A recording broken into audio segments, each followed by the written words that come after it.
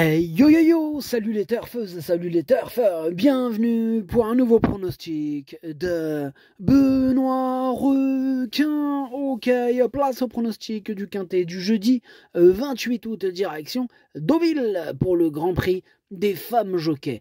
Plat, 1400 mètres, 16 partants, réunion 1, course 8, indice de confiance 1 sur 5. Un petit retour sur le quintet de ce mardi. Il y a eu du trouble fait à l'arrivée. Bon, et cette vidéo, je la tourne avant l'arrivée du quintet de ce mercredi. Et je reviendrai dessus demain. Ok, c'est parti, on commence le pronostic et on commence avec le numéro 1, Divide and Rule, et on écoute Jean-Pierre Gauvin. Divide and Rule est une pouliche assez délicate qui commence à être bien façonnée. Dernièrement, elle ne court pas mal, se comportant bien jusqu'à la fin. À présent, sa marge au poids est réduite et il faut miser sur un bon déroulement de course si l'on veut viser les premières places.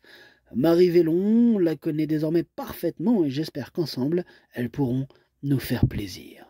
J'espère que ces deux-là pourront te faire plaisir, Jean-Pierre. En tout cas, moi, ce numéro 1, je l'ai gardé, mais en fin de combinaison. On passe au numéro 2, Chica de Ciudad. Chica de Ciudad, et on écoute Paul de Chevigny. Chica de Ciudad aurait pu prétendre à une meilleure place dernièrement sans une gêne à la test. Néanmoins, sa performance est bonne, démontrant que l'on pouvait toujours compter avec elle à cette nouvelle valeur. Là, elle va se présenter en forme et elle va retrouver Ambre Mollins, qui la connaît bien. Si elle s'adapte au parcours, elle détient une belle chance pour terminer à l'arrivée. Ouais, je pense aussi qu'elle détient une belle chance pour faire mal à bon nombre de ses adversaires du jour. Moi, ce numéro 2, je l'ai mis 4e. On passe au numéro 3, Alva, et on n'aura pas les commentaires de l'entraîneur, c'est Fabrice Chappé qui est parti pêcher Captain Ian Marlborough, bref, amusez-vous bien. Et bien voilà mon préféré, c'est ce numéro 3. On enchaîne avec le numéro 4, Salala, et on écoute Jérôme Andreu. Salala nous a prouvé qu'elle demeurait compétitive en 38,5 de valeur et dans les quintets. Dernièrement, il s'en est fallu de peu, mais c'était déjà une très belle performance. Depuis, Salala, elle est restée en bonne forme et elle sera associée à Marie Waldhauser, qui l'a déjà montée, qui travaille à la maison. On y va avec de logiques prétentions. Moi, il me plaît beaucoup ce numéro 4, Salala, que j'ai mis 3e. On enchaîne avec le numéro 5, Arraya, et on écoute Jérôme Régnier. Alraya vient de bien se comporter à 2 reprises sur la ligne droite de Deauvillez. Je pense qu'elle est la meilleure chance de mes 3 représentantes. Les 100 mètres de plus ne devraient pas être un inconvénient. Si la piste venait à s'assouplir, cela ne serait pas un problème non plus.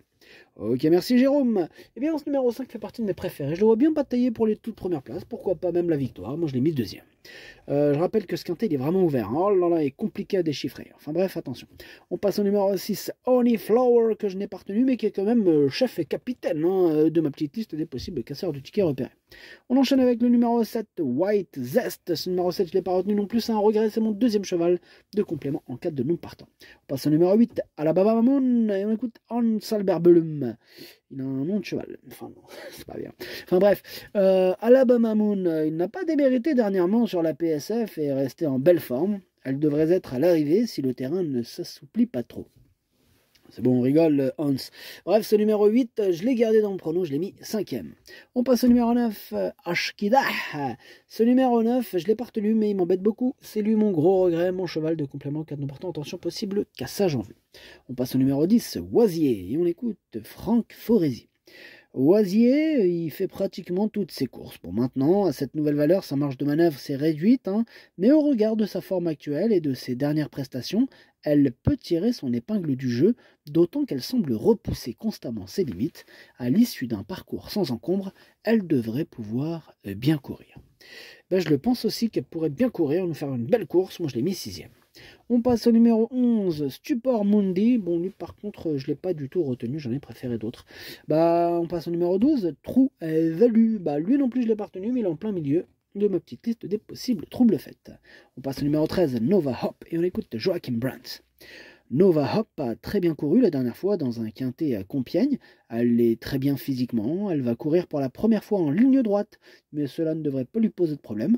Le principal est qu'elle puisse être cachée le plus longtemps possible afin de faire son effort le plus tard possible. À cette valeur, elle me paraît compétitive. Moi aussi, elle me paraît compétitive cette Nova Hop. Ce numéro 13 me plaît beaucoup.